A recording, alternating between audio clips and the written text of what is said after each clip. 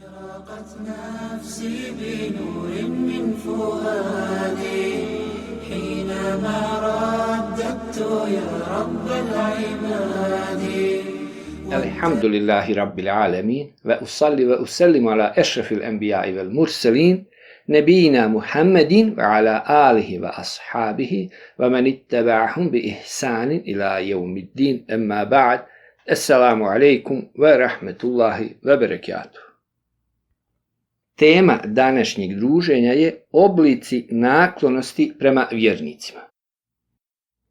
A kasnije ćemo, inša Allah, obraditi i temu odnos prema nevjernicima. Jer do sada smo uglavnom uopšteno govorili o el-vela i el-bera, međutim sada ćemo detaljnije govoriti o el-vela prema vjernicima i el-bera prema nevjernicima.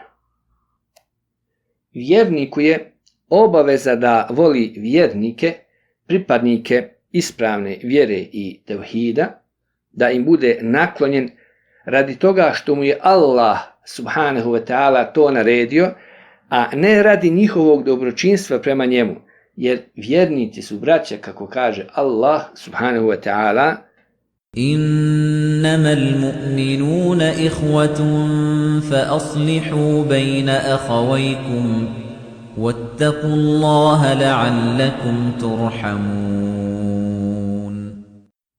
Vjernici su samo braća, zato pomirite vaša dva brata i bojte se Allaha da bi vam se milost ukazala.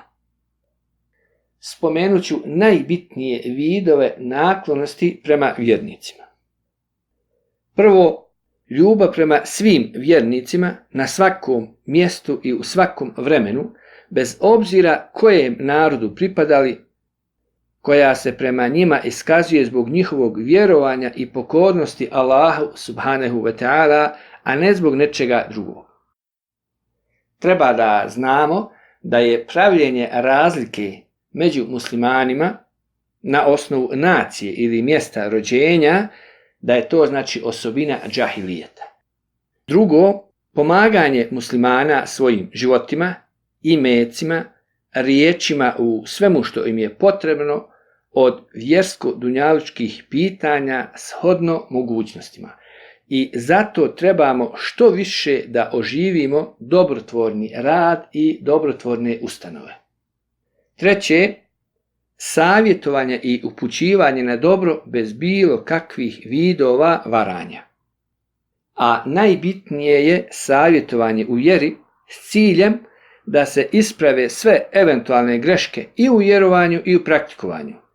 I u ovome se posebno ističu pripadnici ehli sunneta vel džemata, za razliku od sufija i maturidija, koji ne da ne ispravljaju greške svojih sljedbenika, nego ih još više odvode u dalalet.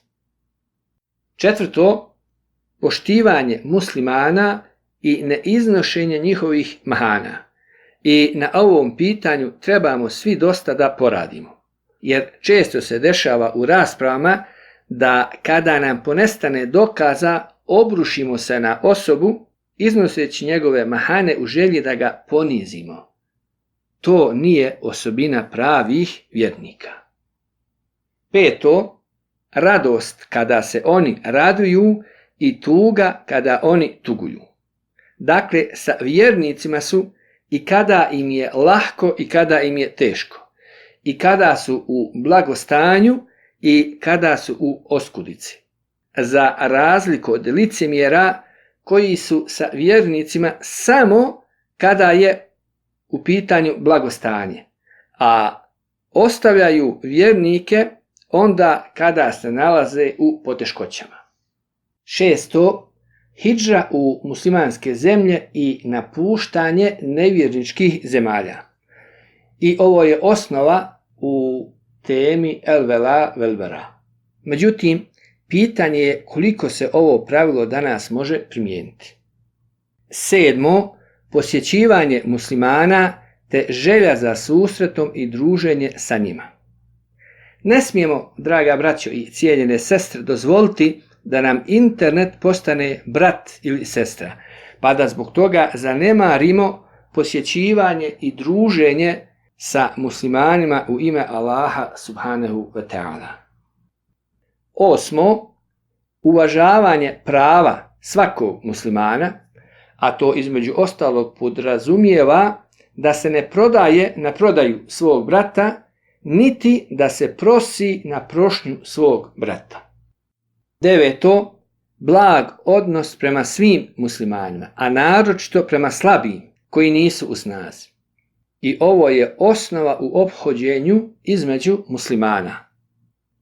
Imam Muslim u svom sahihu prenosi da je Allahov poslanik sallallahu alejhi ve sellem rekao: kome bude uskraćena blagost, uskraćeno mu je svako dobro. A Imam Buhari u svom sahihu prenosi da je poslanik sallallahu alejhi ve sellem rekao: Allah je blag i voli blagost u svemu.